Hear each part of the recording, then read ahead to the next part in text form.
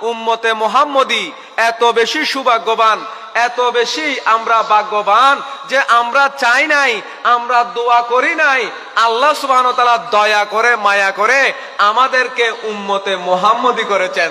জোরে বলবেন না সুবহানাল্লাহ। উম্মতে মুহাম্মদীর শান এত বেশি যে স্বয়ং আল্লাহ কোরআনুল কারীমের মধ্যে বলছেন, ওয়া কাযালিকা জাআলনাকুম উম্মাতান ওয়াসাতা, আই উম্মতে মুহাম্মদী আমি আল্লাহ তোমাদেরকে সর্ব উত্তম উম্মত হিসেবে বানিয়েছি। জুড়ে বলুন না সুবহানাল্লাহ। সর্বশ্রেষ্ঠ উম্মত বলেছেন কাদেরকে? আমাদেরকে। তো এটা কি আমাদের কোয়ালিটি নয়? এটা আমাদের জন্য শান নয়? অবশ্যই শানমান।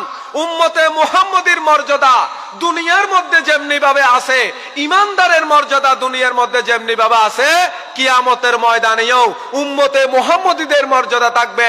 উম্মতে মুহাম্মদীরা সেই দিন সমস্ত উম্মতের চেয়ে আমার নবীর মর্যাদা যেমন, শান ও মান যেমন বেশি প্রকাশ করবে স্বয়ং আল্লাহ, সেই কিয়ামতের ময়দানে উম্মতে মুহাম্মদীদের মধ্যেও এই শান থাকবে যে সমস্ত নবীদের উম্মতকে এক কাতারে দিলে উম্মতে মুহাম্মদীর সমান হবে না। জুড়ে বলুন না সুবহানাল্লাহ।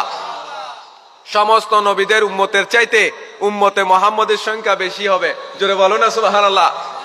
এটা রসুলে পাকের কারণে আমরা পেয়েছি যে রসুলে পাকের ব্যাপারে স্বয়ং আল্লাহ সুবহানাহু ওয়া তাআলা পবিত্র কোরআনুল কারীমের মধ্যে বলেছেন, ইন্নাকা লাআলা খুলুকিন আযীম, মাহবুব নবী আমি আল্লাহ আপনাকে দুনিয়ার মধ্যে পাঠিয়েছি উত্তম আদর্শ দিয়ে। জোরে বলবেন না সুবহানাল্লাহ। ইন্নাকা লাআলা খুলুকিন আযীম, মাহবুব নবী আপনি উত্তম চরিত্রের উপর অধিষ্ঠিত।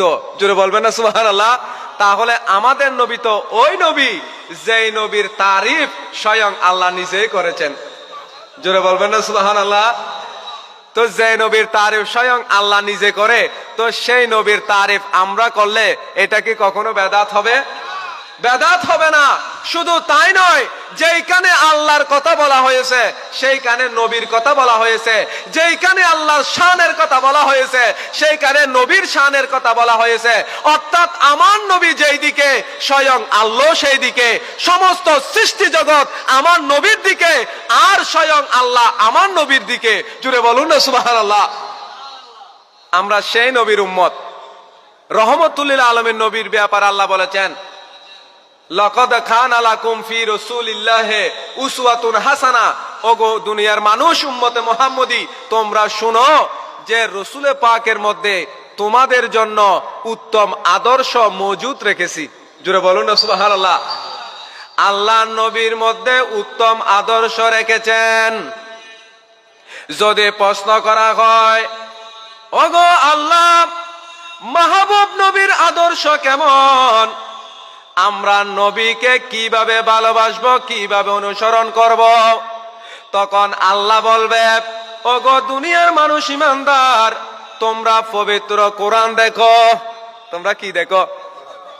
যে কোরআন আল্লাহ নাজিল করেছেন মানব জাতির হেদায়েতের জন্য।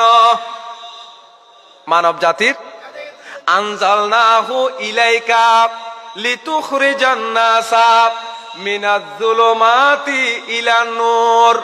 আল্লাহ বলছেন, মাহবুব নবী আপনার প্রতি আমি আল্লাহ পবিত্র কোরআন নাযিল করেছি এই জন্য যাতে আপনি নবী কোরআনের মাধ্যমে মানব জাতিদেরকে অন্ধকার থেকে আলোর দিকে নিয়ে আসতে পারেন। সুবহানাল্লাহ।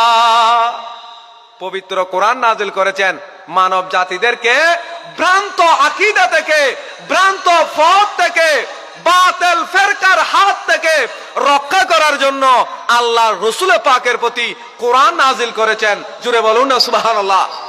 সেই কোরআন যদি প্র্যাকটিক্যাল কেউ দেখতে চায় তাহলে রহমতুল লিল আলামিন নবীকে দেখতে হবে। জুড়ে বলুন না সুবহানাল্লাহ। আমার নবীর চরিত্র কেমন এটা আমরা প্রশ্ন করছি না। হযরতে উম্মুল মুমিনিন হযরতে আয়েশা সিদ্দিকা তাহেরা আফিফা রাদিয়াল্লাহু তাআলা আনহার কাছে সাহাবায়ে কেরাম গিয়ে প্রশ্ন করলেন, আই উম্মাহাতুল মুমিনিন, ওগো আম্মা জান আপনি বলুন দেখি রসুল পাকের আদর্শ কেমন। জোরে বলুন না সুবহানাল্লাহ। সাহাবা ইকরাম যখন জিজ্ঞেস করলেন, আম্মা জান আয়েশা সিদ্দিকা রাদিয়াল্লাহু তাআলা আনহা বলছে তোমরা যদি রাসূলে পাকের আদর্শ কেমন দেখতে চাও, রাসূলে পাকের আদর্শ হলো কানা খুলুকুহুল কোরআন।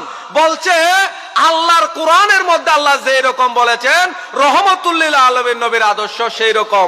জুড়ে বলুন না সুবহানাল্লাহ। তাহলে কোরআনুল করিম হলো থিওরিক্যাল, আমার নবী হলো প্র্যাকটিক্যাল। যেই ব্যক্তি কোরআন বুঝতে চাইবে সেই ব্যক্তিকে অবশ্যই আগে রাসূল পাককে চিনতে হবে, রাসূল পাকের অনুসরণ করতে হবে, রাসূল পাকের প্রেম ভালোবাসা নিয়ে যেই ব্যক্তি কোরআন খুলবে সেই ব্যক্তি কোরআন বুঝতে পারে। জুড়ে বলুন না সুবহানাল্লাহ। রাসূল পাকের প্রেম ছাড়া কখনো কোরআন বোঝা যাবে না।